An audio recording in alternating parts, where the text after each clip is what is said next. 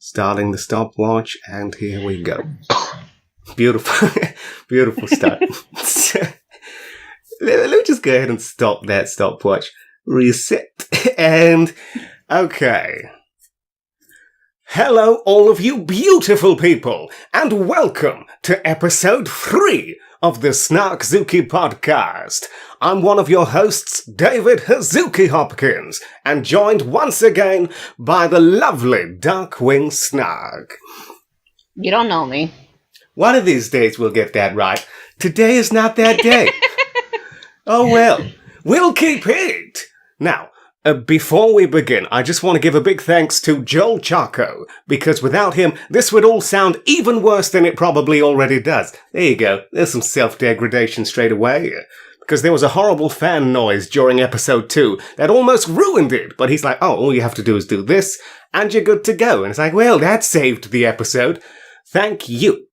And if you want to check out Joel's podcast, it's at hotchaco.com. There we go.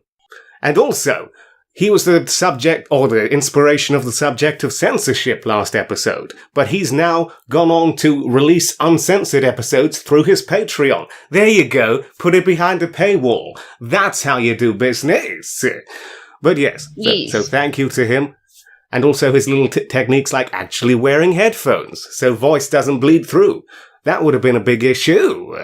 And not that magazine they sell outside of all of the supermarkets over here. It's like, can you just move out of my way so I can get the basket, please? Why are you here? Get a real job.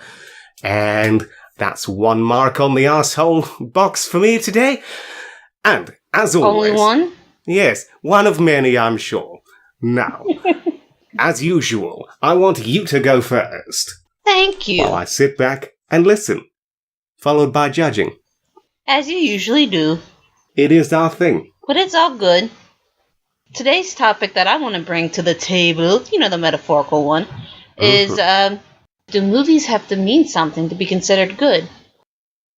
I know, yes, it is a fair thing to call movies a art form in itself, just like you can call any sort of entertainment an art form.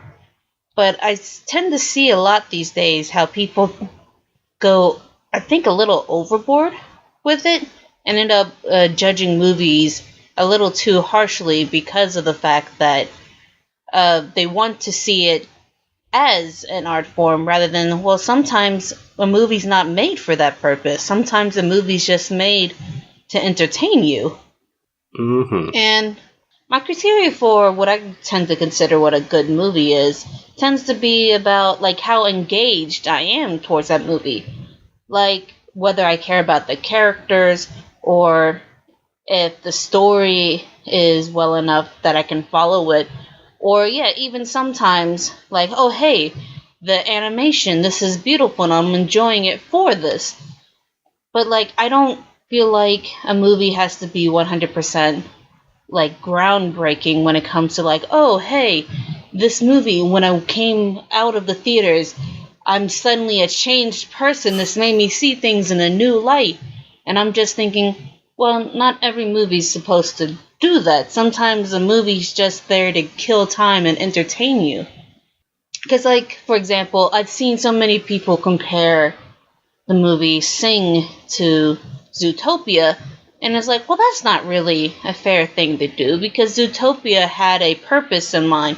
Zootopia was about using, like, a racism allegory with these characters. Whereas Sing was like, hey, this is just a funny talking animal movie that used the whole, like, singing contest mindset and, like, weave together all these different characters' lives.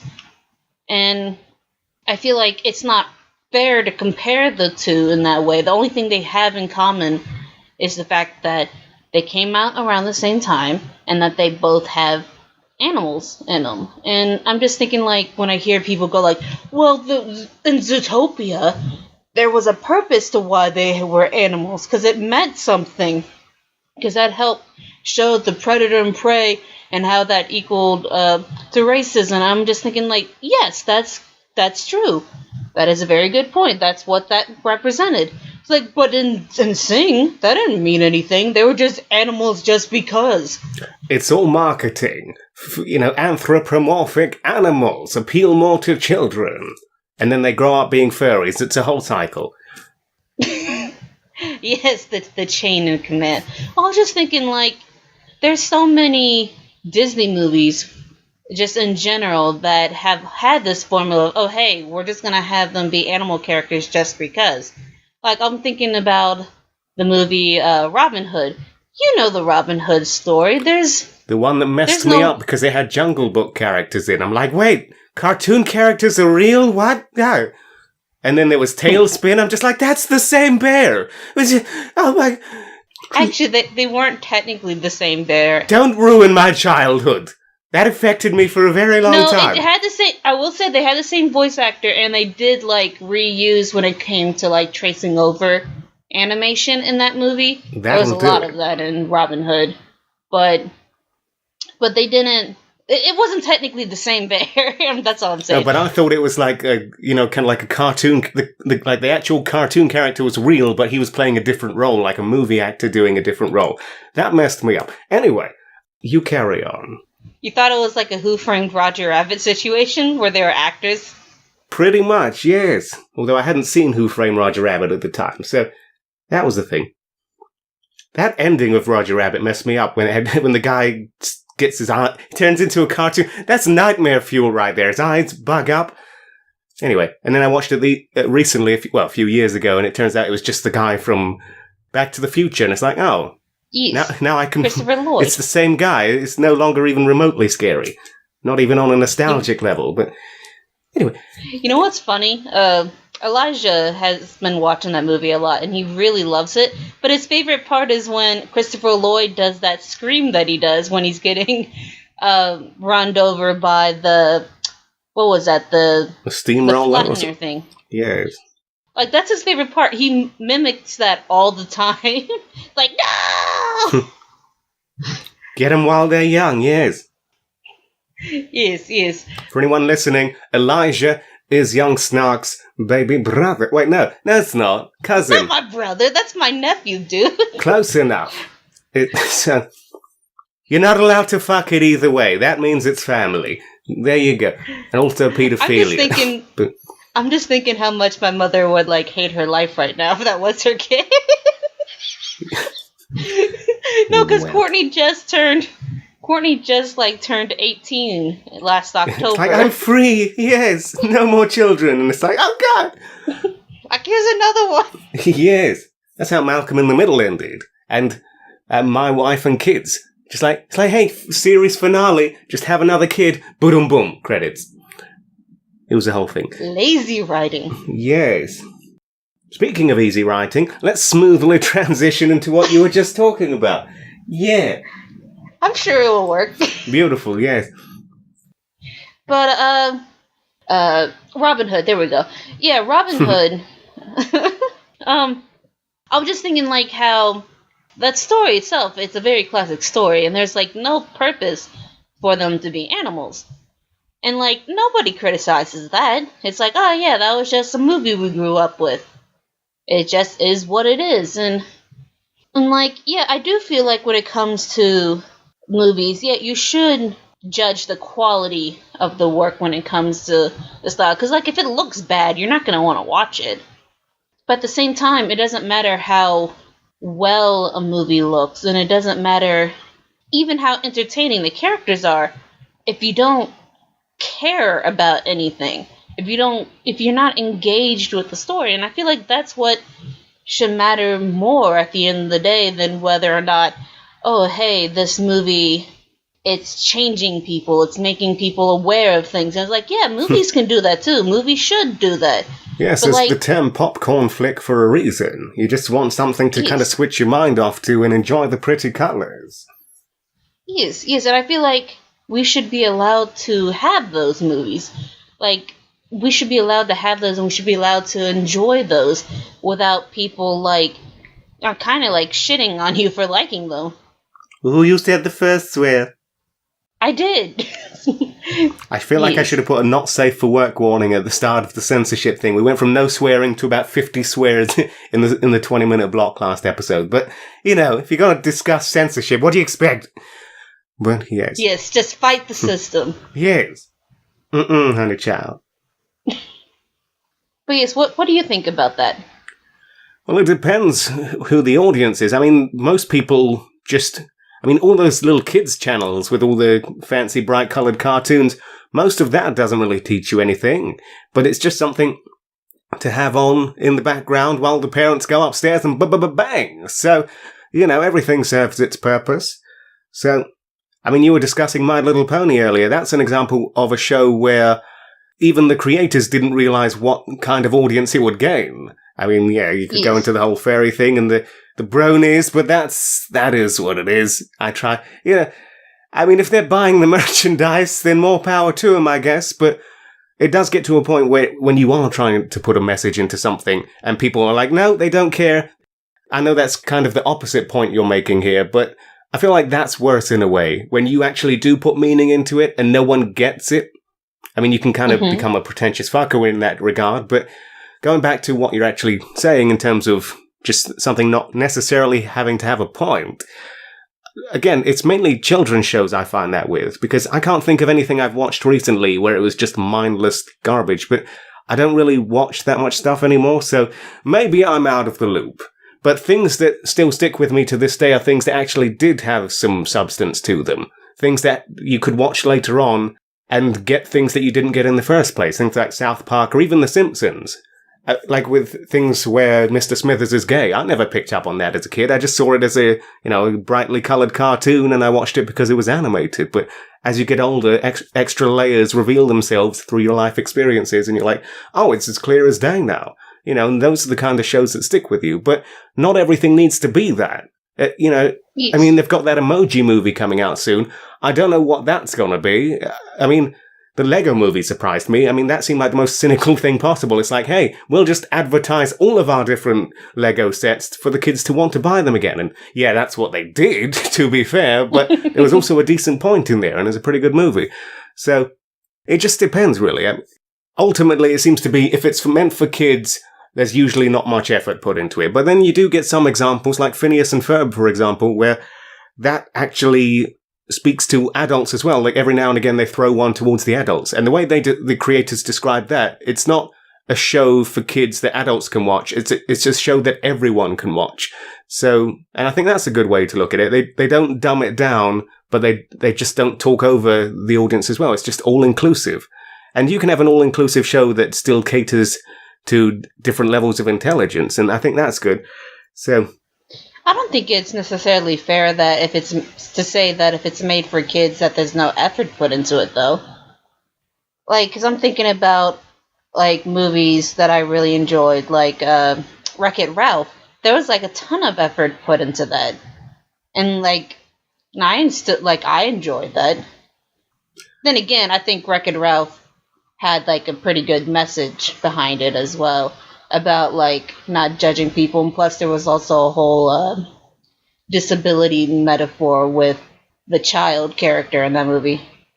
Funny thing is, people kept recommending that movie to me. They're like, hey, you used to like video games. It's got Sonic in. It's got this. It's got that.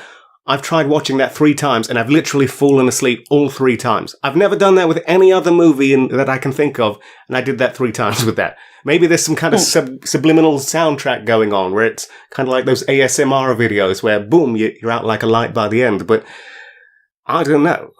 So, I've heard good things, though, and they're coming out with a second one, so maybe I'll give it a shot at some point. I kind of find it funny that they tried recommending, like, hey, Sonic's in there. Like, he's literally in there for, like, a second at one point, and then, like, barely see him again, and, like, the wedding scene at the end. Yeah, he has one line, apparently, and it's the most redundant line, because it's something a character says later on anyway. So it's like, well, there was no reason for you to even say that. It's like, if you die out of your game, you die for realsies.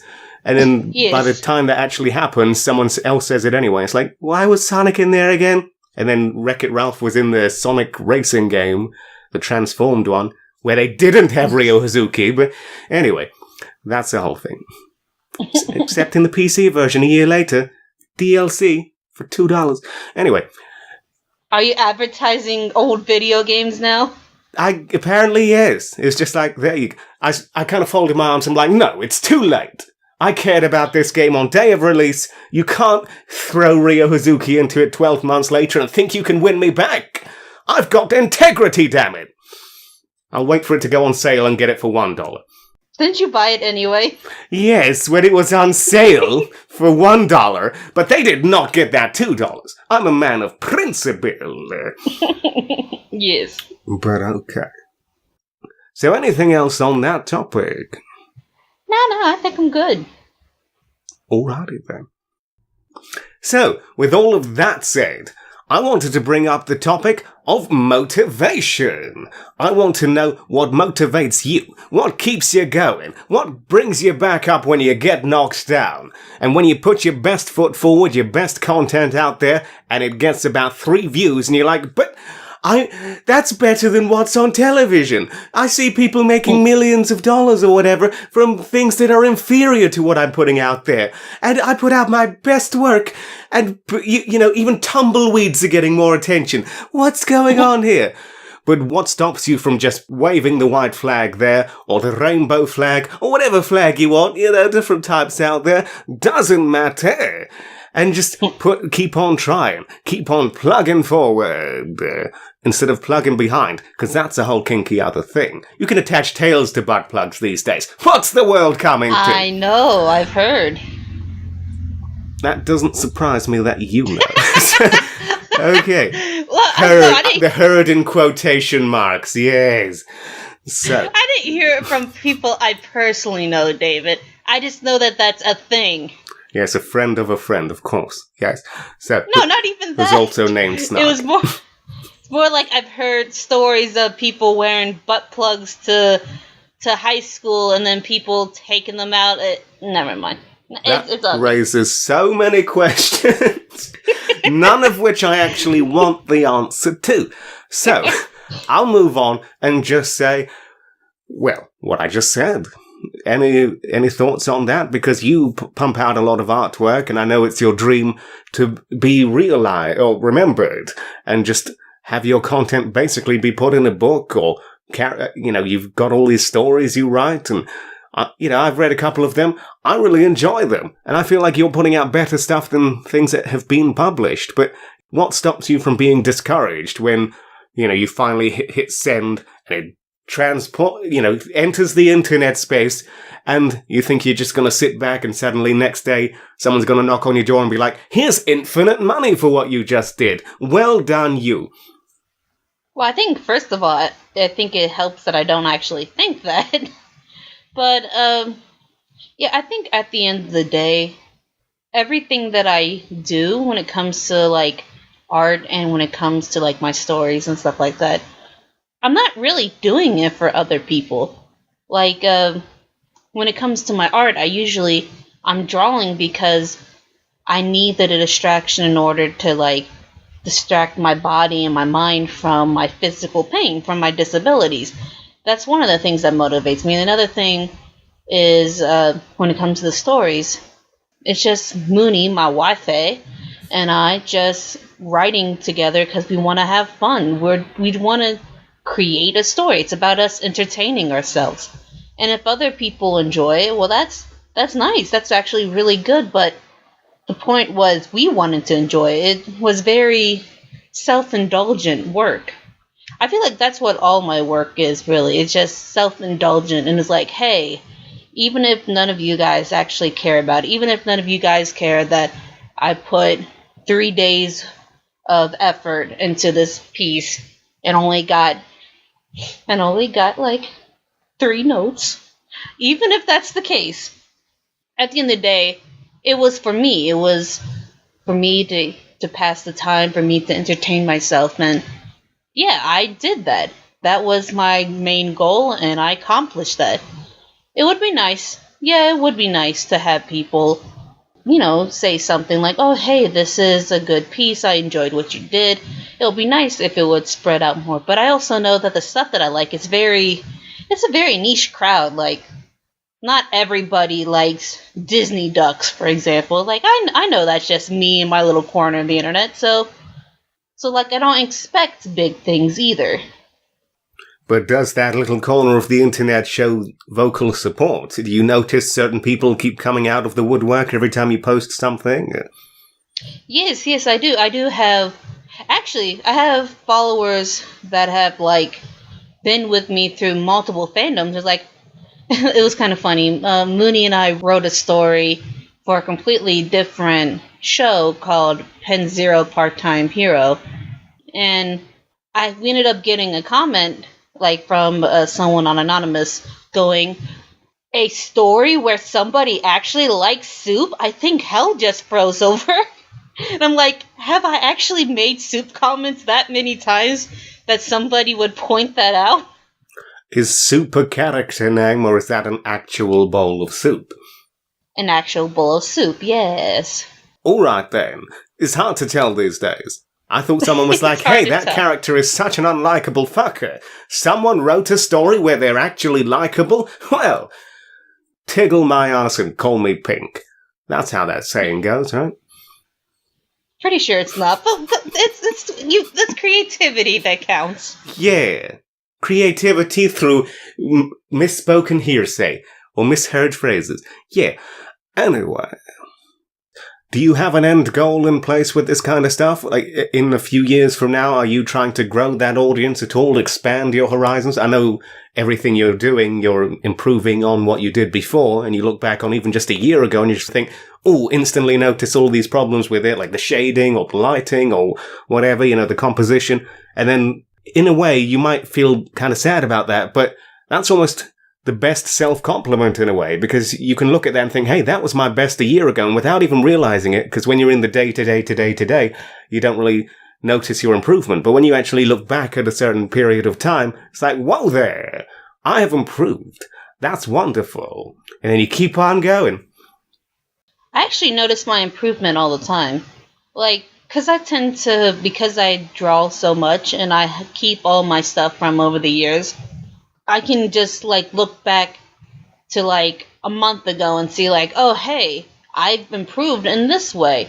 Or look back a year ago and, like, oh, hey, my line art has gotten better since the last time.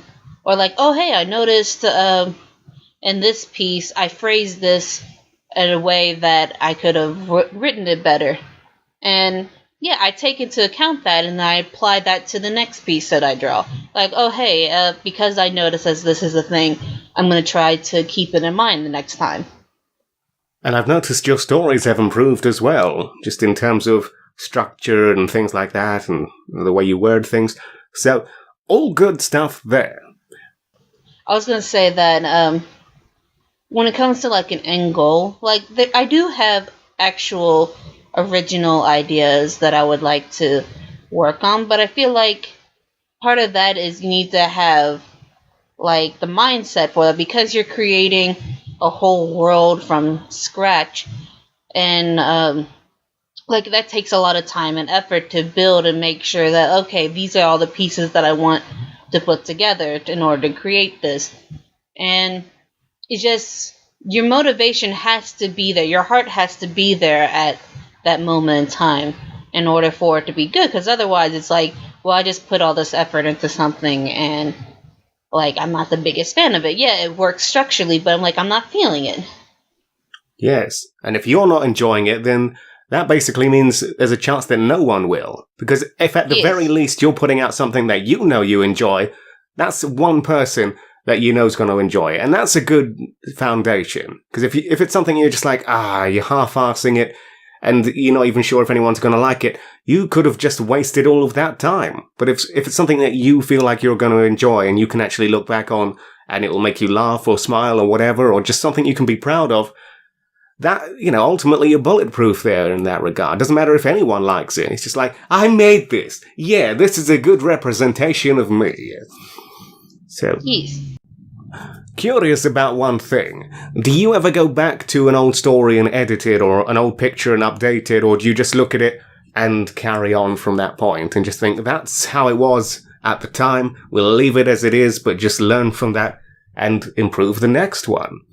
basically do George Lucas yourself at any points. The closest I can say that I've done is sometimes I'll take like an old picture and I'm like, oh, hey, I remember at the time I was actually pretty proud of this. I'm going to try to redraw it and like do a comparison to see how much I've grown. But I don't like take down the original piece because I want that to be there for like prosperity, but be there as like a documentation of how I've improved. But I sometimes redraw it because I can and I'm bored or whatever at the time. And yeah, and I think that's like a really good way to show like, oh, hey, look, here is the actual proof that I have improved. Yes. And it's good that you leave the old one alone as well for interpretation, because that, again, not to get into the whole George Lucas thing, but he refuses to allow the originals to be released. And again, I couldn't care less about Star Wars, but just from a principle standpoint, that does bug me, because even though he's the creator of that, it's kind of like, who are you to say this one's not allowed anymore? Because once you release that publicly and it's intended to be for a public audience, I feel like that should be on the public record. So to then be like, no, that one doesn't exist anymore. This is the only one that exists. I never want you to reference that other thing again. Here's how it is. I don't know. That kind of rubs me the wrong way, which seems to be my phrase. I feel like I've said that at least once every episode. But still. I also feel like it's not fair to like take that away because there could have been somebody that enjoyed the property that Lucas like didn't like anymore, and like it seems very unfair to his fans who have been there through like thick and thin for him to just like take that away from them. Yes, I mean there are reimaginings all the time. I mean, especially with I keep referencing video games, but just recently they came out with the Crash Bandicoot original trilogy for the PlayStation 4, and they basically remastered it from the ground up, all of the textures and stuff like that. And they redid the music and things like that.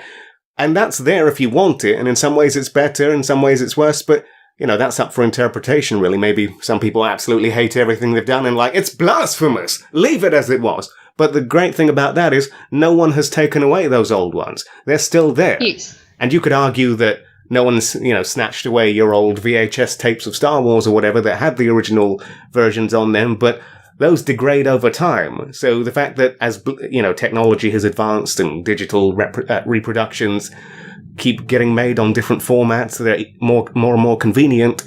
And it gets to a point where it's like, nope, the cutoff point for the originals were the VHS tapes. So everything from DVDs going forward, you can't get the originals anymore. That does seem a bit crappy. So, but with, again, with these Crash Bandicoot games, they're on physical, you know, they're on discs. So unless you scratch up the disc, nothing's really going to change. And even on the PlayStation 3, you can get digital versions of the originals. But anyway, that's just a whole tangent. It's just, yeah. So any other things before I say my side of that? No, go ahead. I want to hear your side. Well, it echoes a few points that you said, basically, where if you're doing it for some end goal like money or fame, I feel like you're doing it for the wrong reasons. I mean, sure, if that's one of your goals, by all means go ahead, but don't be discouraged if that doesn't end up being the case.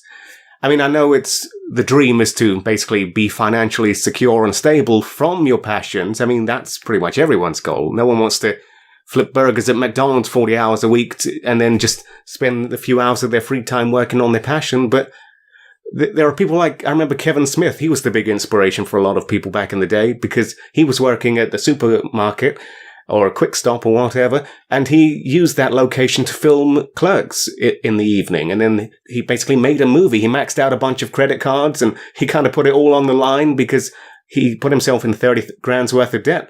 And in 1992, inflation being what it was and all that stuff over the years, that's a hefty chunk of change. So it's not like these days where you can just use your phone to record a movie in 4K and slap it on the ever-expanding functions of YouTube. And so he really put himself out there, and that got through the social circles or you know, the industry. The right people saw it and connected it. Same with South Park as well. That started out as a few little passion projects, and that got put on VHS tapes and shared around. And then that became a show, and it does get to a point where you feel like you're losing creative control. But that's a whole other thing. We just touched on that last episode where when your property, it's not in your hands anymore. It belongs to a bigger crowd and, you know, you can be taken off of something you created. That happened with the Boondocks Season 4. I'm surprised I forgot to mention that last episode where Aaron Magruder moved on to making Black Jesus, but Sony was like, well, we still own the Boondocks. It's popular, so we're going to make a 4th season without you. And I feel like that show lost its soul because Uncle Ruckus just became a racist guy without any point. And I'm like, no, that's not the cat. It wasn't the fact that he kept saying the N-word every 2 seconds. It was that he said it but had a point. So you're like, okay, he's being extreme, but you can take a step back and think, well, there.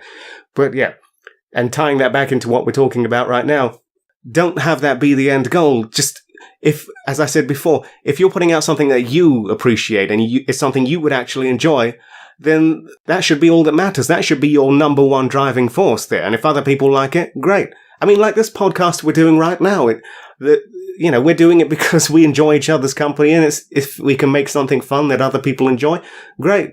You know, and I spend about 10 to 20 hours editing these episodes together, and it gets to a point where people don't even realize there's editing, and that's when you feel like you've done a good job, because it shouldn't be apparent that there's any editing. It should just be seamless. And people think, well, that just sounds like a normal conversation, which it is. I'm just taking out, any kind of coughs, or if a dog barks in the background, or if a child screams or something like that, or if there's dead air.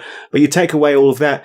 And I could not do that. I could just basically take the raw recording of what we do, slap it online and call it a day. But I feel like by giving it that little bit of TLC, it becomes a better product at the end of it. And that reflects through me, because if I just put it out there with coughs and computer fan noises, going over my voice at certain points and all that dead air, that almost seems like it's disrespectful to any kind of potential audience. But if I actually take the time, because even if 100 people listen to this, if I spend that 15 hours taking out maybe there's about 30 minutes of dead air in the previous episode, maybe 45 minutes if I'm honest there, and I could have left that in, but I'm thinking, if 100 people listen to that, that's 45 minutes of 100 people's time we're wasting. So I'd rather just absorb that time and, count the loss for myself to release something that is ultimately a much snappier and overall better product that if anyone does want to hear, it's there. They get the better version, and I feel like that's a better reflection of who we are.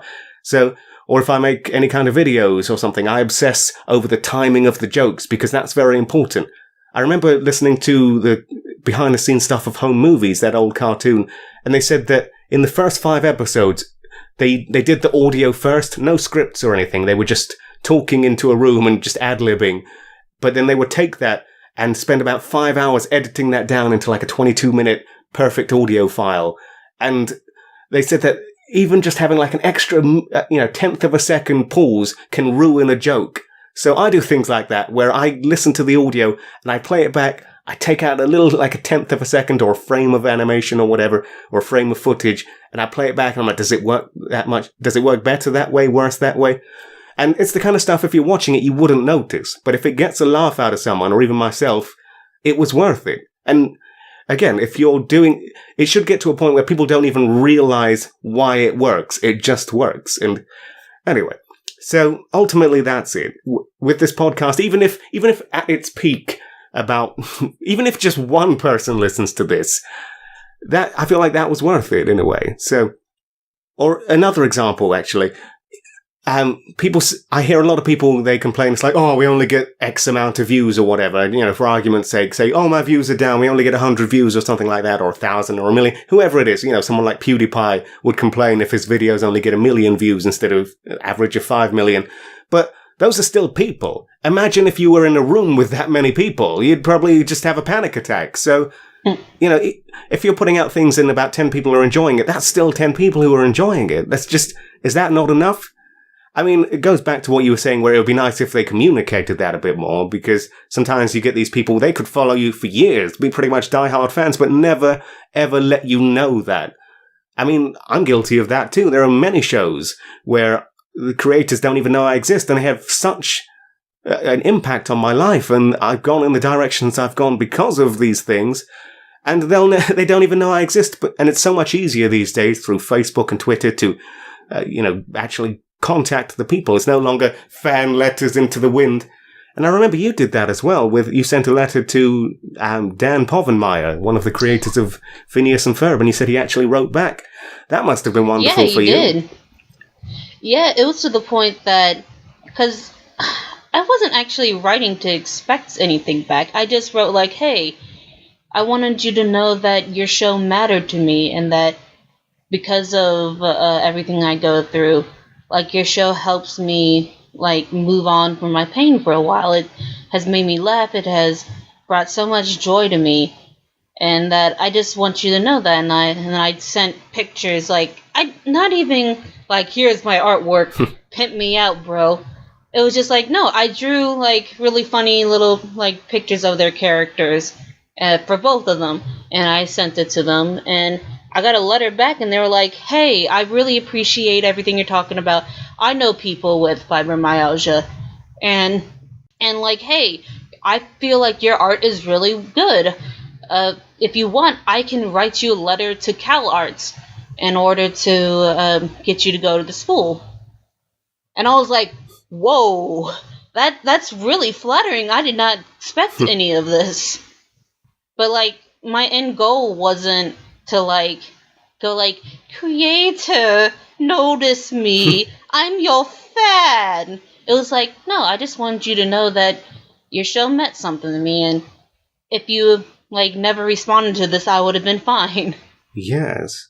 It's just something you wanted to say. I mean, I sent a message to John DiMaggio about 10 years ago, because I found him on Facebook, and that was the first interaction I ever had with someone, because even on YouTube, I would never leave comments on things, because I grew up with television, so the concept of actually typing something and the creator of the thing you're watching, seeing it and responding, it was kind of a foreign concept to me. I mean, these days, people, not to be that guy, but kids these days don't know how easy they've got it.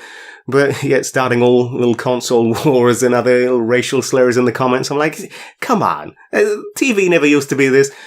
But yeah, and back then, Facebook never showed you if they've read it. There was no tick to say seen, so I have no idea if he actually ever saw the thing I wrote. But it was just something along the line. It's a big kind of heartfelt block of text saying, you don't know me, but you've really helped me out. You inspired me to want to get into voice acting, because it was through you doing Dr. Draken's voice. That was the point where I was like, I love this character. This is one of the funniest characters, if not the funniest character I've ever seen in anything. And I wanted to learn how to do that voice, and I kept trying over and over again. I'd pick up little lines, isolate them, pick up on the mannerisms, and keep going. And then that led me down a whole path of realizing that he was the voice of Bender from Futurama and things like that. And then that opened a whole doorway of realizing that different actors do multiple different voices. And that kind of blew my mind. Like, Mel Blanc did pretty much all of the old Looney Tunes back in the 50s. That kind of blew my mind. But then after you realize that, you start to notice the similarities in different voices, and then you pick up on people like Maurice LaMarche and all the rest of those people. And just, that was all really inspiring, but it was through John DiMaggio voicing Dr. Draken that kind of set me down that path. Because I already had an interest in animation, and just getting different voices down and working on comedic timing, and that kind of tied in with me being bullied in school. So it's just like, hey, I'd come home, if I get through a shitty day of school, I'd come home and I'd have a funny episode of Kim Possible to watch, and just, that's what fueled me in a lot of ways, and that helped refine my sense of humor and make me kind of change my perspective on life and want to make people smile and laugh in whatever ways I could. Whereas before, back then it was like, if you don't care about video games, I don't care about you. And it's kind of crazy how much things have changed. Like, I just got an email from Sony being like, hey, in the past 12 months, you've played 29 hours of video games online. I'm thinking, wow, that's like 2.5 hours a month. That'd be, I get through 29 hours a week before. So it's interesting how priorities have changed and just how you change as a person. But yeah, I feel I couldn't have gone more off topic there if I tried. The most recent example I can think of in terms of reaching out to a creator is someone called Larry Blydner, and I know I've referenced him on this podcast before, but never before has someone hit the bullseye on so many different topics with me. And it feels so personal, his podcast, because in a world of just people releasing content and whatever, it's just, his podcast feels so intimate in a way, and it's just, he speaks on so many different topics that I've never heard anyone share my opinion on, and he's just saying it like it's the general opinion of everyone, and it's just not. So, and I reached out to him, and it's just like, I really appreciate what you do, and I hope you never stop. Even if I know we're in a world where if it doesn't pay the bills, it has to become a side project, and I wish you all the best, and I hope this can become your main thing. But even if it doesn't, don't stop what you're doing. The world needs this content. Just even if it becomes a monthly thing rather than a weekly thing. Just don't let that fire die out. You keep on taking no shit. So, and he said that was inspiring to him, and he thanked me for that. And just, I can see that on the flip side as well. You know, if someone, I've had that even with the small audience I have on a few different things, and even with this, people do enjoy our content, and that's enough. I mean, again, it kind of ties back. It would be wonderful if this kind of stuff paid the bills, but we're not living in a fantasy world, unfortunately. But also the driving force has to be, and is, that people are enjoying it. And just, if you feel like you're putting out good stuff, hooray. So, I feel like that point got a bit lost there. So, there's just one last thing I'm going to bring. Larry, if you're listening to this, don't give up, okay? Keep on fighting the good fight. And scene. From the little I've listened to him, he seems like a really nice guy, and I really like what I've heard anyway. So yes, if you want to check out his podcast, it's That Larry Show at thatlarryshow.com. There we go. We're all done for plugs. You know, we've plugged more things on this episode, and we've never plugged our own stuff. You notice that? So, let's do that at the end of this episode. Be all shameless. There you go. Anyway, any last things to talk about there before we move on to your second topic? No, I think you covered it really well about how, at the end of the day, it should just be about what you create, how you feel about your content, and then, yeah, if other people end up liking it, feel inspired by that and want to continue. Yeah. So, what's your second topic, young lady? Well, now my second topic seems really weird after this. After getting so heartfelt. Because, I wanted to play a game of Kill, Fuck, Marry with you. Well, if that's the case, would you like me to say my thing? We'll do an unprecedented thing of doing 2 topics in a row, because I feel like the thing I'm about to mention ties in rather nicely with what we were just talking about. And we can end the show with Kill, Fuck, Marry. That sounds good with me. There we go. All right, so, to be unprecedented, I'm going to bring up my second topic right after my first one. Crazy world, but it's relevant. So, are you ready? As I'll ever be. Ooh. It doesn't sound too positive, but okay. I'm ready! Yeah! Macho Man! Alright, I'm not going to do that in case I... Gonna kill some babies! Don't do... Yes! Yeah, now I'm on board. So, but no, not going to keep that up in case I razor blade my throat. But yes, some people are into that. I saw a fidget spinner with razor blades on. I'm like, that seems like the natural evolution. But okay, if you were to make your own show, whether it be a cartoon or live action or whatever, what would you make and what would it be about? I was expecting an audible gasp of, ooh, that sounds like a good topic, not dead air. No, it is a good topic. That was more like my brain was suddenly like, what would I make? Really? I thought you'd have a booklet prepared. It'd be like, I've been waiting 20, insert actual age here, years for someone to ask me that question. Well, the thing is, I have thought about something I would like to do, but it's not an original thing. If it doesn't feature a bunch of half-naked ducks, I'll be very surprised. Sorry. I was trying... Well, one of my things has ducks in it. Called it. But no, the things that I felt really passionate about, I have ideas of what I would want to do as a comic, but when it comes to shows, I just think about shows that I would like to reboot that I think that I could do better than even the original did. Pretentious. And that's stuff like, what was that? I said pretentious, but carry on. Look. The different times and different animation budgets of the time, okay? And I'm just thinking, like, okay, with this, like, how things are nowadays, and then seeing, like, comparisons. Hong Kong Phooey with machine guns, yes.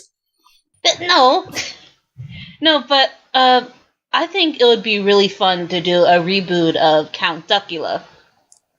Didn't that already get made? No, there was a reboot of Danger Mouse. And Count Duckula was in that, yes? Yes, because in the original Danger Mouse, there was, like, Count Duckula was a character in that show, and then they were like, oh, hey, this character, he's a popular character. Let's do a spin-off of this character to have his own show. So he's the Frasier of that show, yes? Yes. Oh my god, I can't believe you just compared them. Does he keep trying to kill Bart Simpson? No. That's a deep cut. Okay. But yeah, especially with the new Danger Mouse reboot that's out, like, I actually thought the original Danger Mouse was boring as hell. How dare you? David Jason voiced Danger Mouse. That's Del Boy. Lovely jubbler. I don't care. The show was boring. Like, the animation wasn't that good. Everything was boring. Theme tune was good, though. You can't... Danger Mouse! Okay, amazing. The theme song was amazing. There we go. I think that's what's sad, is the fact that the theme song is so amazing. It gets you so pumped up. Like, yeah, I'm ready for the show. I'm ready for it. And then you watch it and it's like, oh, they're just standing and awkwardly talking. Just like Power Rangers. That's right. I said it. And so did the Nostalgia Critic. You take that back. Power Rangers was the best thing ever. Well, that every episode, I'm like, why don't you just transform into the ultimate monster to begin with while they're still in school, while they're doing their maths test? Just fucking nuke the entire city. There you go. But no, it's like... Their powers take a build-up. Didn't you notice that had to get, like, a boost of energy from... the main chick in order to, like, be able to turn into those monsters? That would imply that I've watched a full episode. So, but... You can't talk shit about something if you haven't watched it. Well, I tried to try. I like those bullies. I don't know why those bullies they recurred throughout several different versions of that show with their theme tune. It goes... Anyway. That's because other people like the bullies. They were, like, some of the most popular characters. Well, it's funny how most of that footage was from Japan. All the actual action was filmed in Japan, and like, we need American teen angst and drama. Yeah, let's mix Saved by the Bell with this martial arts stuff going on. So it worked. I mean, they just rebooted the movie, so I feel like there's been a recurring theme of reboots mentioned. I feel like that's going to become a topic fairly soon. But okay. You were saying about this thing you would reboot. Yes, I was talking about Count Duckula. The thing is, where I thought Danger Mouse was boring as hell, and but then the reboot that they did of Danger Mouse, it's very exciting. I'm very into it. It's very fast paced. There's a lot of action, but it's still funny, and that's the main thing. Like, that's what's, like, if anything, because it's faster paced and it has better animation, it helps the comedy more. Which I will say, Danger Mouse had some good comedy. It took so much time to get to a lot of it. And that's one of the things what I liked about Count Duckula, because I feel like it's not that much better, but I feel like they had enough of a budget that they could do more with it. Like, just enough so, like, oh, hey, they can pull this expression, or they could have this fast movement pace for, like, this scene in order to, like, accentuate the joke. And, like, they could have, like, more diverse places that these characters could go. And, like, that was just enough in order to, like, engage me. That was just enough for me to be entertained. But one of the things is that I think with a reboot that would work really well with it is I think it would be nice to have, like, with the new Danger Mouse, like, a little bit more fast-paced areas. like, not just have the characters just stand around cracking puns the whole time, which I like the puns, don't get me wrong. The puns are beautiful, they're amazing. But some of my favorite episodes of Count Duckula were like the ones where he went to Chicago in order to be a detective, or the ones that involved them like going into the woods because there was their pet werewolf was gone or something. Just like using these different locations, having some faster paced moments that like counteract the like moments where they're just like going buddy buddy and joking around with each other. Like, I feel like with a better budget of today, they could do that.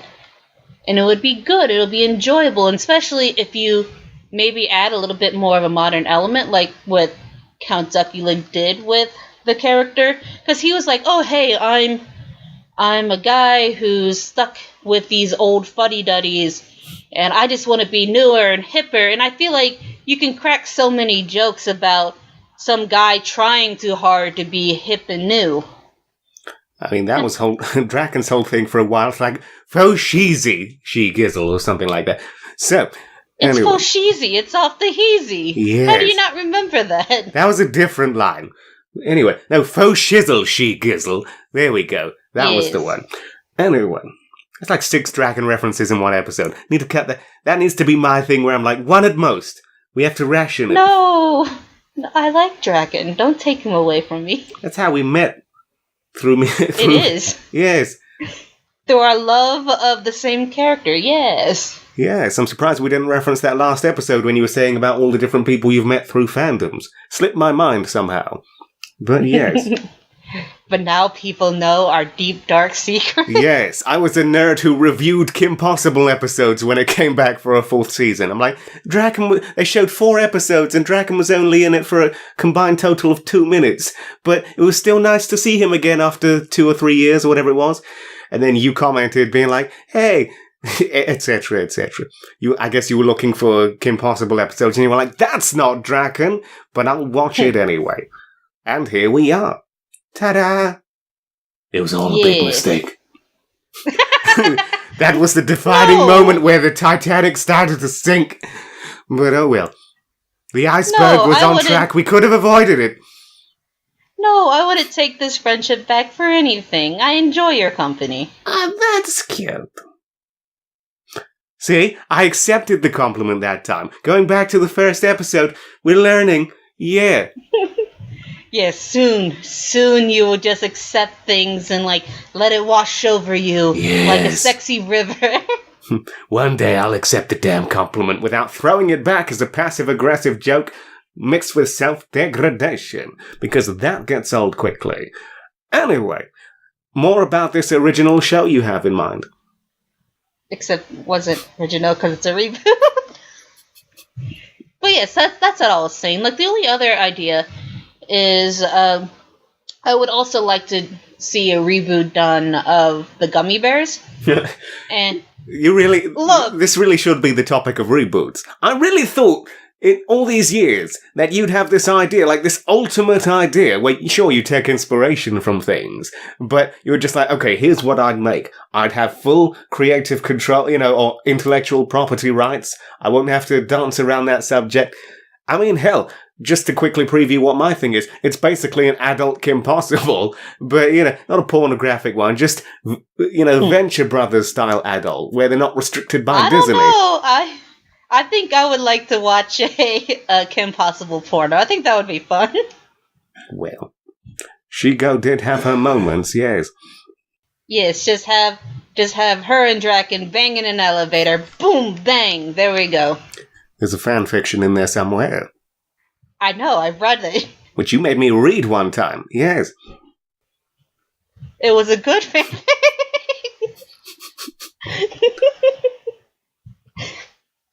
But yeah, I do have smooth transition. I do have original ideas, but you asked me about television shows.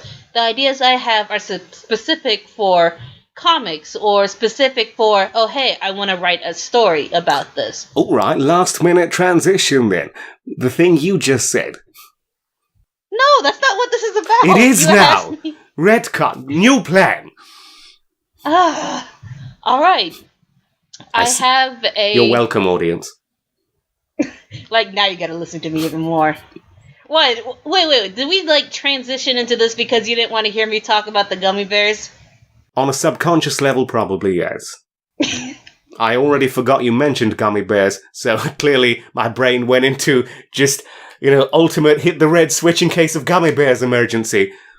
Sharing is not caring. Or is that the other one? That's not even the same thing. That's the Care Bears. Excuse me for not being hip and up to date on my shows meant for 5-year-olds, okay? Are you trying to say all bears are like... Are we having a moment of bear racism? Probably. I wouldn't put it past myself. Being half grizzly, as alluded to last episode, yes. Not a homosexual, though. So, apparently... You're saying you're not a big Papa Bear? Apparently there's a big market on for hairy homosexuals. I'm like, well, I maybe, I might not be able to fit tattoos on because covered in, Sasquatch. But it doesn't mean I want to take it up the booty hole. Back to you. Yes, you want to give it up the booty hole. That's not my thing either, but carry on. Yes. I don't subscribe to every hole's a goal. Some things you just got to leave alone. But anyway, I like how the last episode you tried calling me out, and this episode it's me calling you out. Yes, it's almost like this should be the finale. There you go. We've tied up all of the loose ends. We've discussed how we've met and a few other things. So, bye everyone. This has been a fun run. Yes, time to nuke it now. Anyway, you were saying about this fancy comic and/or story and/or gummy bear adventure. I'll spare the gummy bears. I can see you're not into it. Thank fuck for that. No, seriously, if that's where you want to go with that... No, I could talk about my original comic idea. I could have sworn you were going to say I could talk about gummy bears all day. Okay. I mean, I can, but you won't care. Yeah, I mean, that's not even me going like, you're a horrible person, you don't care about my interests. That's me just going that like... too. But yeah. No! Why won't you let people know you care about me? Because someone's got to come off as an abrasive arsehole. That massive arsehole. The kind of arsehole you could goatsy with your both fists. There you go. That's a good look for me. Although it's not. So... Anywho, original... Smooth transition. I'm just thinking what, if any of this will be kept. So, but yeah, you were saying one of these days we'll finish your point. Yes. I was just saying about my original comic idea. It's Do not steal. Yes, do not steal, please. Not that I think... Anyway, I'm not going to be degrading. I was going to say, not that they would want to, but... Yes, we've already had our degrading comment at the start. We ticked that box. There we go. We're 1 for 1. Okay. Yes. I'm going to drink water and not say anything. Yes, but my original idea is for a comic called Insert Evil Laugh Here. Mm-hmm. And it's a story, like... This was something that I've, had, playing in my mind. I think even before, Phineas and Ferb or the Venture Brothers were a thing. It was around 2009, yes. With, Kitty Hugger. There we go, that's an old name from the past. Yes, that only we will know about. Yes, I need to stop. Carry on. Yeah, one day, years ago, she and I were just, batting around nonsense with each other, going hey, what if we had a rabbit character who was a villain? What if his arch enemy, nemesis was also a villain who was a cat character? And then just over the years, I've had those characters stuck in my mind, and I've just expanded on it and just ended up creating this universe where being a nemesis is so important that it's a part of the economic structure of that world. There are unions that they have, and that the reason why you need villains and heroes fighting and stuff like that is because that helps create work in the economy. And then have an idea of oh hey, what if one day this new guy who thinks he's all that and thinks he's better than the guy that who's like old name type of villain, who's like, yeah, his father, his father's father, his father's father's mother, they were all like in villainy, and villainy becomes like a family business for them. And then like have this other character go like, they're no big deal, like my ideas are better, and like just get so upset at them that they end up attacking them and like ruining their plans. But because of like how the economy is in that world, they're like, wait a moment, you can't attack your fellow villains. That's not how this works out. That's against the evil code, yes. Yes, but by having a clause of, wait a moment, this would work out if we're nemesis, then he won't get kicked out of the union, he can still be a villain, and then having to deal with that. And so, yeah, like, I have that idea, and I've had, like, that planned out for, like, a really long time, and still, like, some fine-tuning of, like, ideas, like, because I, like, developed the whole cast of characters, and I really need to finish, like, fine-tuning some of them, how they are, like, important to this overarching story and stuff like that. But yeah, that's my idea of something that's original that I would like to create. And have you done anything with that that's publicly released, like artwork or scripts or anything? If people wanted to check that out and not steal the idea, or maybe encourage you even more to pursue that. Yes, I have on my Tumblr, when you go like, #tagged, #insert evil laugh here on my Tumblr. But yeah, you can see stuff like I've created a mock pitch Bible, and I've had some character designs and stuff like that already produced. Well, I wish you all the best with that. And if ever you want someone to voice a comic, as crazy as that sounds, but people make visual comics these days where they just show panel to panel, I can be that guy. You know, not forcing that upon you, but the option's there. So. Yes. If I ever do make that a thing, I'll totally come to you, because you have some of the best voices around. It sounds like I was being fake, but I actually mean I was like, no, I like your voices. It's fun. Well, hooray. I was going to say it sounds like you're blowing smoke up my ass, but I am going to accept that. Yeah. Hey. Didn't even have to go to the judges. We just flat out accepted. Okay, now, on to my fancy idea, which is actually 2, which is almost 3, but not quite. So, 1, as I alluded to, was basically just a Kim Possible kind of show where it's just, you know, you've got the smart villains. Because the thing is, I grew up with those kind of shows, like the Sonic the Hedgehog cartoon, and that always frustrated me, even as a kid. I remember wanting the villains to win just once, or even in Wacky Races, I just wanted Dick Dastardly to win just that one goddamn time. Or Roadrunner catching... Wait, no, Wile E. Coyote catching the Roadrunner just once. Can you give me that one? So...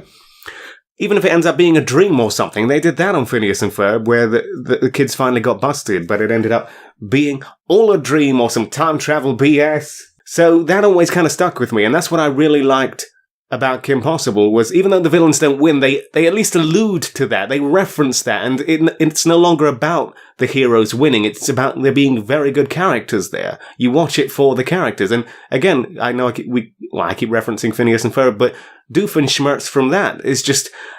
those characters stand out, and it's like they deserve their own show. If you could take those out and give them their own show, I think that would work. As proven by Doofenshmirtz having his own internet show called Doof's Daily Dirt, where he just kind of rambles about what's on his mind. I'm like, perfect, there you go. He always worked off of a mute character anyway, and just spoke to himself pretty much. But anyway, point is, that always kind of stuck with me, the idea that I wanted to make a show about heroes and villains where it's more about the characters than, it doesn't matter what their world domination plan is if you enjoy the characters. And as much as I love Draken, I always felt like that show was kind of restricted by what Disney could do. Like, I remember with the old Spider-Man cartoon, I never realized it as a kid, but I found out it was something like they couldn't ever kick. Like, Spider-Man could never ever kick a character. And if they punched it could only be like one punch a season or something ludicrous like that. And Disney was the same way, where, you couldn't really throw a punch or do anything. So, that again led to, going back to the previous episode, it led to kind of creativity through those restrictions, and I feel like a lot of that came from not being able to just do all of these, obscene stuff and kind of explicit stuff. But then you get a show like The Venture Brothers, where I kind of felt like that was almost a natural evolution to what Kim Possible was, where you get these really well-written and defined villains, and you get a lot of wonderful dialogue that comes from that. Just some great lines you could kind of just take out of context and use in your day-to-day life. I love that kind of stuff. And that was pretty much it. I just wanted to make a show where there was some good guys and bad guys, and basically I wanted to make The Venture Brothers before I realized what The Venture Brothers was. Just a slightly more adult show where it dealt with not necessarily kids being in high school. Maybe there was, his dad was a bit of a pervert, because I was a fan of characters like Quagmire and Captain Hero from Drawn Together at the time, so that all just seemed like, hey, let's take all of these elements and put them together. And the main villain from this show would have basically been a more adult Draken, and he had a daughter as well, so...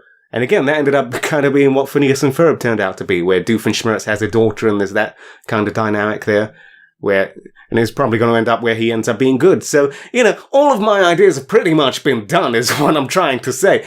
And I'm okay with that, because going back to what I was saying earlier this episode, it's just, I would have put out something that I wanted to see.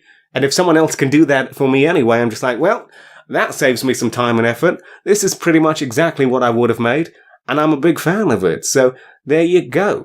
Kind of like with Shenmue being the ultimate game I would have made back in the day. So, but a second idea I had that still hasn't really been done to any real extent is the idea of kind of like a sketch show for animation, where it was based on a street, and all of the different characters on the street had different storylines, and it would just be a 6-episode thing, because over here in England, most shows only have 6 episodes for whatever reason. In America, it's like 24 episodes.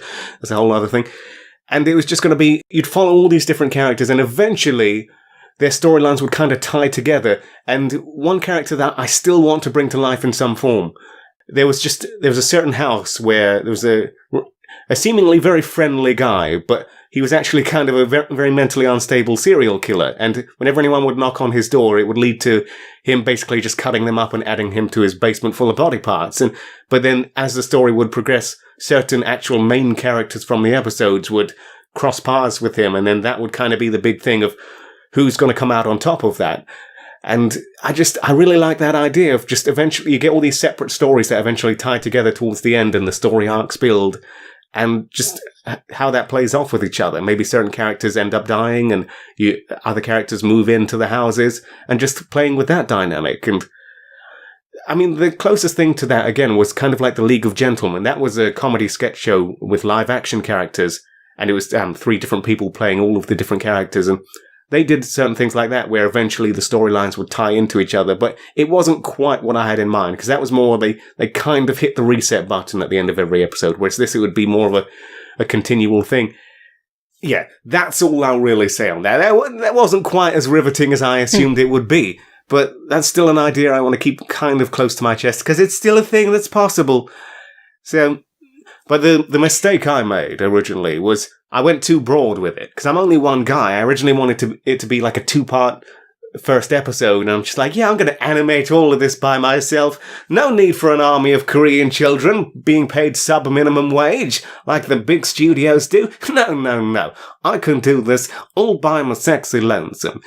And it has been 11 years. And I have 2 backgrounds.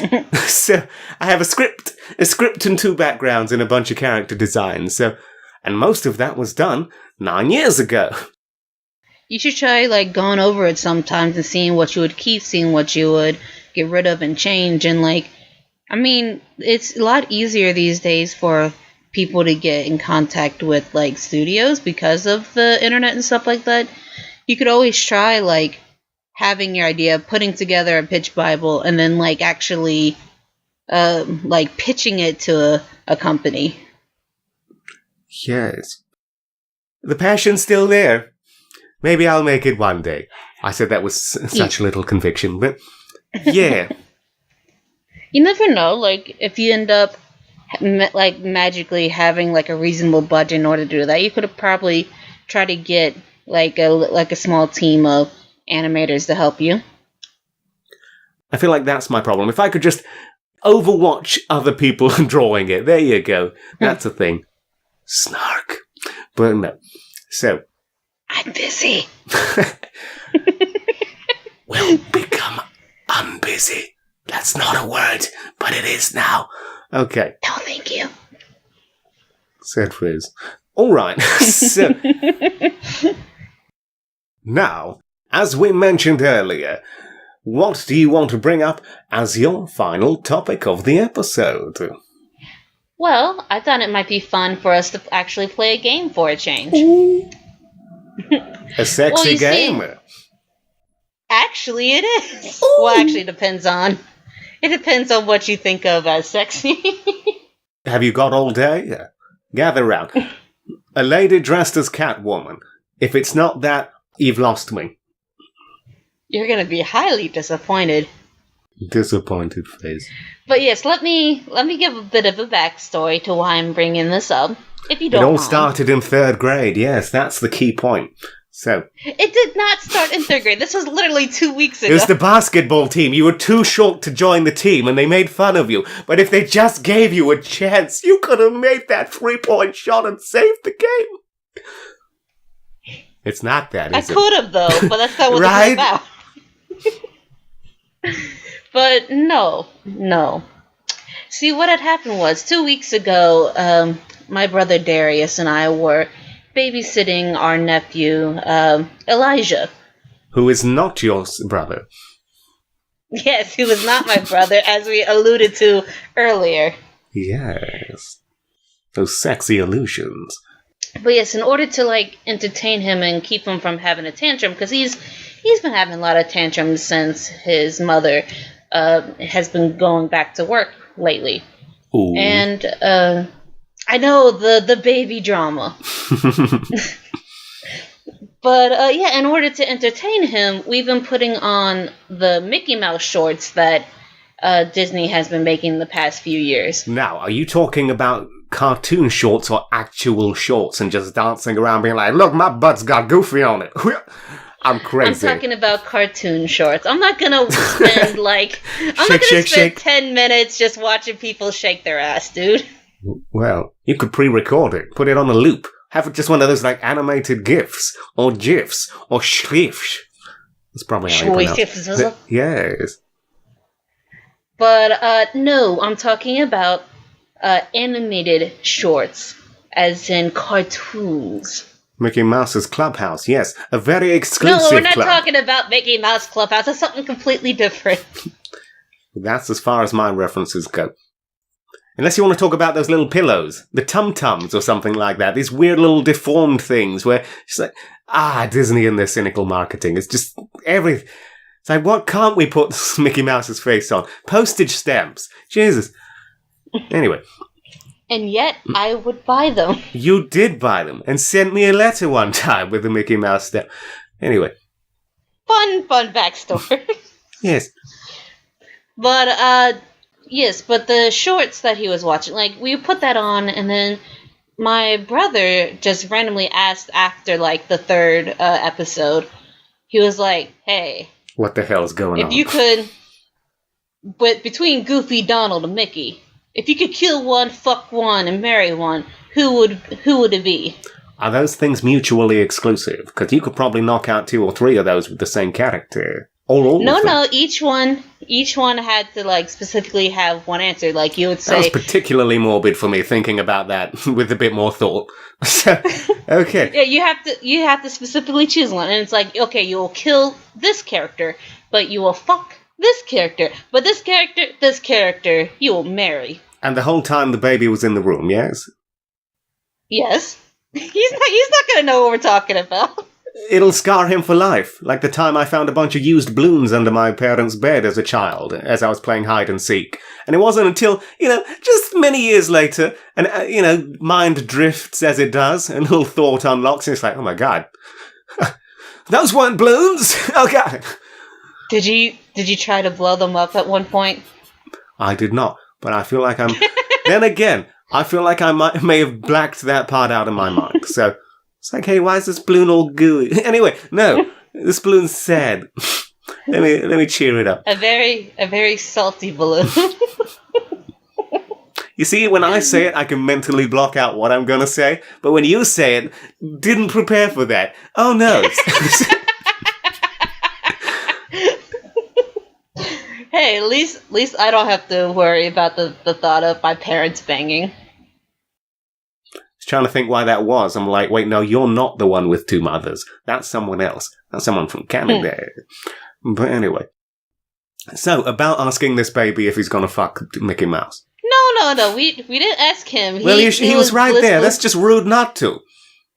Well, I didn't want his answers. That's even ruder. But no, Darius, my brother, asked me that question. And then it was funny because, like, I instantly had the answers come to me. And I was like, all right. Oh, you prepare for that. This cartoon idea, you're like, whoa there, that came out of nowhere. I'm very unprepared. But which one would you fuck? It's like, well, gather round. I've got a flow chart, you know. I picked out our first date, our honeymoon, the graveyard, the weapon of choice. It wasn't a case of like, oh, I'm preparing myself just in case like someone ever asked me this question. No, it was more like a moment of like my heart. I know what to choose. Yes. We are soulmates. It has been predetermined since ancient times. Our eyes caught a glance at each other from across the television, and I just knew right there that I was gonna fuck his day up. So, anyway. But yes, so my brother asked me this question, and then that ended up becoming a thing where I started asking everyone in my family that question. As you do, yes. A house of women, why not? It's like, hey, come on, we're not judging. We're all friends here. Well, the thing is, like, I became, like, kind of obsessed with knowing, like, hey, I wonder who my family would choose based off of their personalities. Wait, who are the choices anyway? We're talking Pluto as well, and Minnie Mouse and Daisy? No. And the big guy, what's his name, Pete? No. He's probably a good hugger. I agree, but that's not what we're talking about. I feel like he's got stories to share. You know, he's been through a lot. He seems like the most well-defined character. Everyone else is kind of one-dimensional or two-dimensional. So, and it's not a fat joke. Carry on. Yes. But yeah, the topics that my brother brought up, and this is who I ended up asking everybody else, was between Goofy, Donald, and Mickey. Well, straight away, it's not going to be Donald for me, because I like a good conversation, and I can barely understand what the fuck that man is saying. So, anyway, it's like, how was your day? It's like, I see. Well... You can just do what like Doofenshmirtz does and just pretend like you're saying whatever you want him to say. Like, ha, you always have the best jokes. Yes, except he also has a temper tantrum. And that annoyed me about that. Those cartoons pissed me off. I remember there was a golf one where he's playing golf and it wasn't him. It was the actual world fucking him over because the actual putt or the hole would move as he was about to get that shot. And I'm just like, that's not how am I supposed to feel about this? I'm not laughing at him. I'm getting frustrated for him. It's like, if I were in this situation, I would just fucking machine gun the whole world. It's like, who's got it out for me? Come on, show yourself. You were saying, who do you fuck? So. No, I want to hear more about yours, because I don't know what that answer means for you, because we're talking about kill, fuck, and marry. Who would you choose, for each one? Are those the choice? Can't we just let them go with a warning? You know, a little smack on the butt, or the wrist, whatever you're into. No, that's the point of the game, is like... So like, I have no choice. You're giving me 3 male characters. That's the choice. What are you alluding to, young lady? But, all right. Everybody in my family was asked. But you're in a family of women. Yes. Anyway, all right. So, Donald Duck. Trying to say my brother's a lady? Yes. Who's that very sexy male lady? Ooh. So, yes. But he'd look good in a tutu. Or even a 4-4. I don't even... Let's not use that. That is one joke good. Get straight into the fucking garbage. So, okay. Delete, yes. Anyway, so, Goofy, I guess Mickey, wait, no, he's too positive. Pisses me off. It's like, all right, I just woke up, Chief. Dial it down a bit. So it's not all Good Morning USA from the moment we wake up. And just, he's got that kind of falsetto tone going on. That can get a bit grating. But then, I don't know, I guess Goofy, because, he's a family man out of all of those. So, wait, no, Donald has kids as well. I don't know. Well, he takes care of his nephews. It's not the same. He pawns those off to an old rich guy every now and again, so, at least Goofy's committed. So... And he's a single father. The best kind? I don't know where I was going with that. I was going to be like, ooh, he's available. But... You're like, oh, that means I can marry him. Yes. Balls deep. But anyway, so, if he's gone, that'll probably feel good on the old genitals. So, anyway... Yes. I'll yuck him from here to next week, yes. Anyway. But yeah, probably Goofy. He seems like the most well-rounded person. Especially in a Goofy movie. He has moments where he actually acts normal. He's not like his old self where it has that narrator while he's playing a bunch of sports or whatever and things are going crazy. So, yes. But then that leads the other two. Okay. Yes. Wait, so now I you can't... gotta kill and fuck somebody. Wait a minute. So I can't fuck the one I marry? That's a very strange marriage. So... It's a marriage on just love. And if you're fucking the one who you're not marrying, isn't that infidelity or whatever that is? No, your husband... Your husband in this situation is allowing it, we'll say that. This is a pretty fucked up relationship. I mean... No, it's an open relationship. You're marrying someone based on free choice. Does someone have a gun to my head and they're like, you there? Yes. All right. We've established the gun. Which seems like the better option, quite honestly. So, I don't know. If these are my choices, I'm like, you pull the trigger, mate. We're done. I've lived a fairly full life. I've seen things I wish I hadn't seen. That's when you know you've lived too long. But okay. So I guess Mickey. I mean, I don't know, because Donald's got that beak. You can't do much with that. That kind of defeats the object a little bit. But Goofy's got those can opening teeth. But you said he's not the one I'd be fucking if I married him. So there you go. So we'll fuck Mickey Mouse and we'll kill... the funny thing is? And we'll kill Donald. The first thing you go to is blowjobs. Well, one of. If they're basically for the sexual thrill, then there you go. You don't want to knock it... if they've only got 2 holes and you're not into booty sex, then what else you got?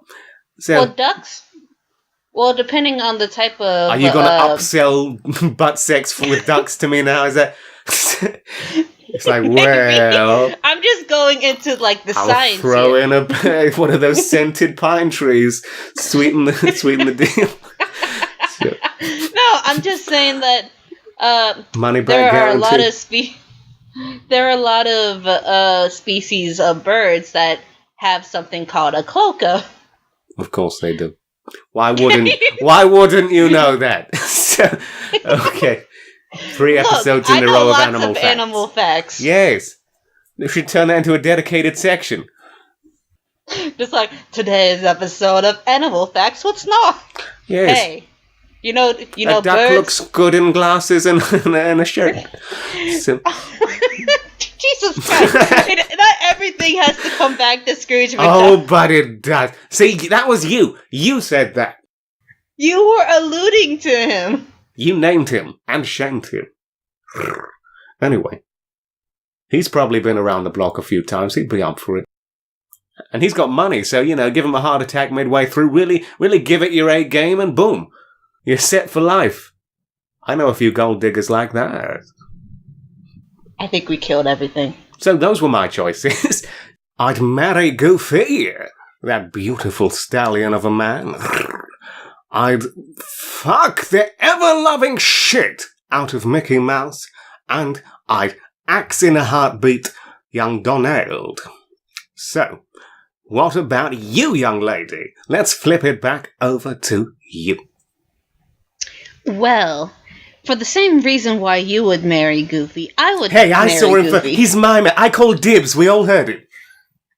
Stealing my man. I played this game earlier. Well, so you should have went first dibs. then. Bro code. I want Goofy. You can't take this away from me. Well, fine. I get Mondays through Thursdays. You get Friday through Sunday. That's when he's a wild card. Ooh. I'm down for that. This got too real. Okay, I'm gonna back up and let you say what you're gonna say while I drink some water. So you could say any old bollocks, and there's nothing I can do to say anything. Except edit it in later, but that's not the style. But yes, I would marry Goofy because, for one thing, like, he's like such an innocent character as well. Like, I would feel bad about, like, killing him. Not only that, but, like, he has, like, a long history of being a dad. Like, not only was he a dad in, like, the Goofy movie and Goof Troop and stuff like that, but even in, like, the old shorts when he was Mr. Geef, like, he was a father as well. Mr. Those shorts Geef, were weird. that's the first I've heard of that. And instantly thought, Yes. Mr. Geef, that's my name, that name again is Mr. Geef.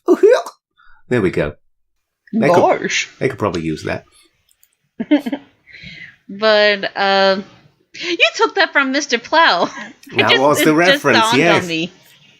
No, like, I was just like, my brain was literally just like, oh, he just made up a little song on the spot. That's nice. And then I realized, wait a minute. That was a fucking Simpson reference. Mm-hmm. But yes. Like, because he has a long history of being a family man, and it's just, he's a really nice, caring person, and I feel like he would be there for you, you know? Like, he's not perfect, he's a clumsy guy, but, like, he tries, and that means a lot. Yes, a gentleman on the streets, a stallion in the sheets. We know the type. Well, we wouldn't know that. We're not fucking him, remember? You can give him, a little handy, little. I will say it is kind of funny that of, like, all the Disney character cast, he is, like, the only character who has had a kid, which means he has fucked. Saying all of that, these three ducks, the Huey, Dewey, and Louie, who the hell is the father? If it's not Donald, then it's not Scrooge. Oh, that's his, What it's have I his done? sister's kid. Because Oh, Donald Daisy? is the uncle. No, it's his sister's kid. Daisy's Donald's girlfriend. Do you not know anything about these characters? I don't watch Disney stuff, he says after going on a monologue about Kim Possible and Doofenshmirtz and Phineas and Ferb. But, that's new school. That's so new it just had its 15th anniversary. That's how current that is. Yes, so current. Christy Romano still looks good. My first crush. You were saying... I was saying that... Family man. I don't remember what I was saying. You were saying Goofy would make sweet, sweet massage love to you. Not actual penetration.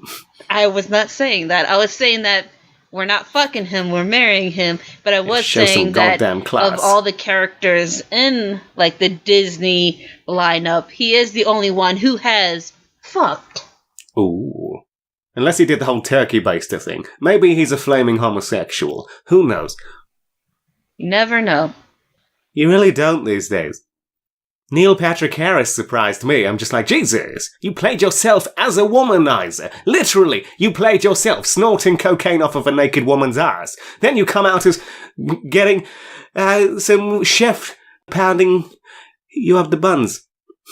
He's just a good actor. Yes.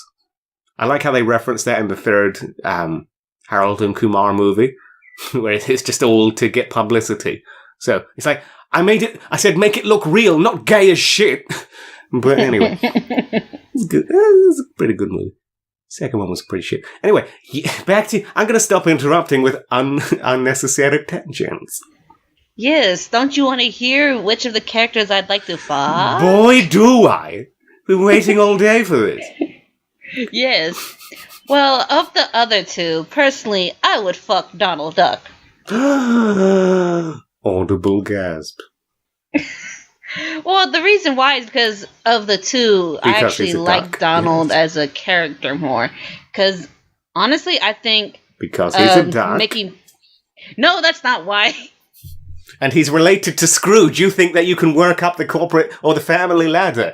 Getting good on that ground level and then boom. Be that sexy secretary. Like the movie Goldfinger, where you rise the ranks to get the starring role. Goldmember. One of those. Eddie Murphy and Steve Martin. Okay, you were saying. Yes, Donald Duck fucking.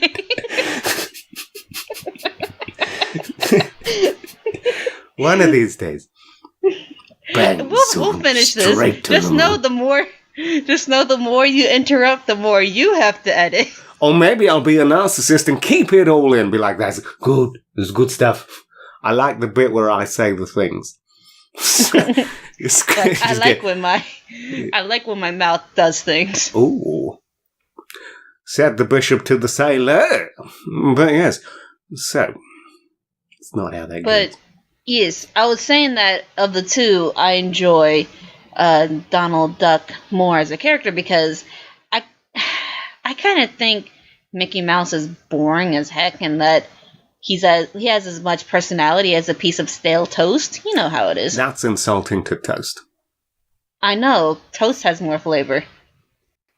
I will say, though, like, in the new Mickey Mouse short, so they've done a better job of giving him personality, but the problem is, like, Mickey Mouse, like, back in the day, he did have a lot of personality, but they wanted to make him have a more wholesome image, so they ended up putting a lot of Mickey Mouse's negative traits onto Donald.